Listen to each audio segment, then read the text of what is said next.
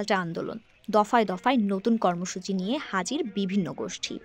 দাবি আদায়ে দখলে রাখছে রাজপথ, বন্ধ করে দেওয়া হচ্ছে যান চলাচল, ভাঙচুর করা হচ্ছে সরকারি ও বেসরকারি প্রতিষ্ঠানে, ক্ষয়ক্ষতি হচ্ছে সম্পদের। ভোগান্তি যেন নিত্যসঙ্গী জনসাধারণের। বিশৃঙ্খলা চারিদিকে। রাজধানী সহ সারা দেশে ক্ষুদ্র ইস্যুতে বড় বিশৃঙ্খলা তৈরির চেষ্টা করা হচ্ছে।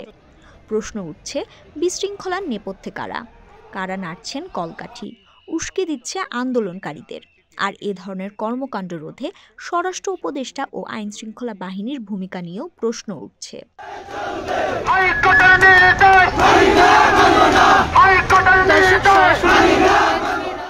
সহিংসতা থামাতে কেন কার্যকর কোনো উদ্যোগ নেওয়া হচ্ছে না? সরকারের উপদেষ্টা ও ছাত্র আন্দোলনের নেতারা এসব ঘটনার পেছনে অন্য কেউ ইন্ধন দিচ্ছে বলে মনে করছে। এছাড়াও পতিত শেখ হাসিনা সরকারের কেউ কেউ এসব আন্দোলনে রসদ যোগাচ্ছে বলে ধারণা করা হচ্ছে।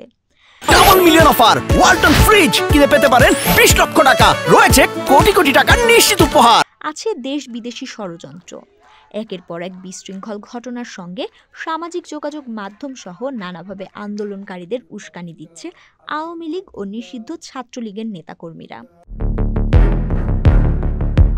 এছাড়াও ভারতীয় মিডিয়ার গত কয়েকদিন ধরে সরকার ও রাষ্ট্রের বিরুদ্ধে ক্রমাগত অপপ্রচার চালিয়ে ধর্মীয় সংখ্যালঘুদের উস্কে দেওয়া হচ্ছে।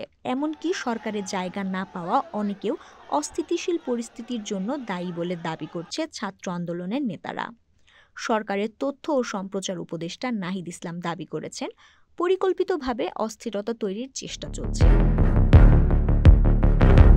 রাজধানীর ন্যাশনাল মেডিকেল ইনস্টিটিউট হাসপাতালে চিকিৎসকের গাফিলতিতে ডক্টর মাহবুবুর রহমান মোল্লা কলেজের এক শিক্ষার্থীর মৃত্যুর ঘটনাকে কেন্দ্র করে রবি এবং সোমবার সারাদিন দফায় দফায় হামলা ও ভাঙচুরের ঘটনা ঘটেছে একাধিক কলেজে। রীতিমতো অনলাইনে সুপার সানডে সুপার মানডে ঘোষণা দিয়ে চালানো হয় এ তাণ্ডব। এছাড়াও রাজধানীর সেন্ট গ্রেগরি কলেজেও হামলা চালানো হয়।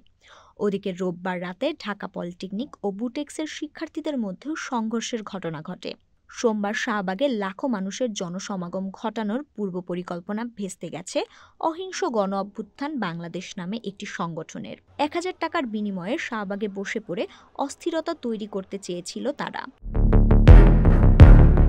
অন্যদিকে দৈনিক প্রথম আলো ও ডেইলি স্টারকে বয়কট করে এ প্রতিষ্ঠান দুটির প্রধান কার্যালয়ে অবস্থান কর্মসূচি পালন করেছে একদল লোক। তারা পত্রিকা দুটিকে ইসলামের শত্রু ও ভারতের দালাল বলে দাবি করছে। এছাড়াও বিগত কয়েকদিন ধরে রাজধানীতে বিক্ষোভ ও অবরোধ কর্মসূচি পালন করছে ব্যাটারি চালিত রিকশা চালকরা। প্রায় প্রতিদিনই তারা রাজধানীর গুরুত্বপূর্ণ সড়ক ও রেলপথ অবরোধ করছে।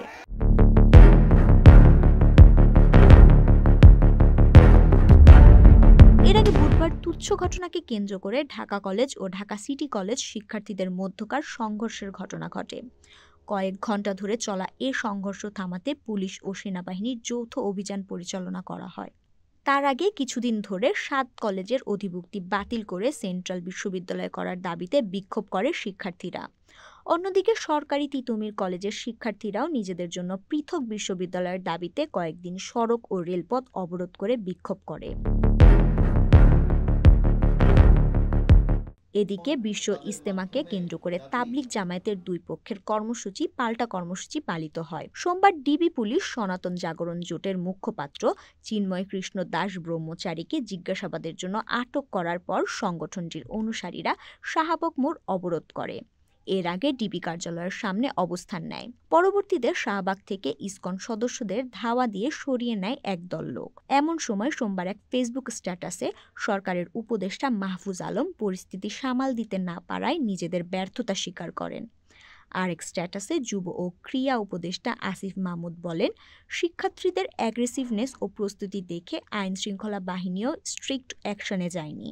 প্রধান উপদেষ্টার প্রেস সচিব শফিকুল আলম জানিয়েছেন, এসব হামলা সংঘর্ষের পেছনে কারো ইন্ধন থাকলে তা কঠোর হাতে দমন করা হবে। শিক্ষার্থীদের কোনো ধরনের সংঘর্ষে না জড়িয়ে শান্ত থাকার আহ্বান জানান তিনি।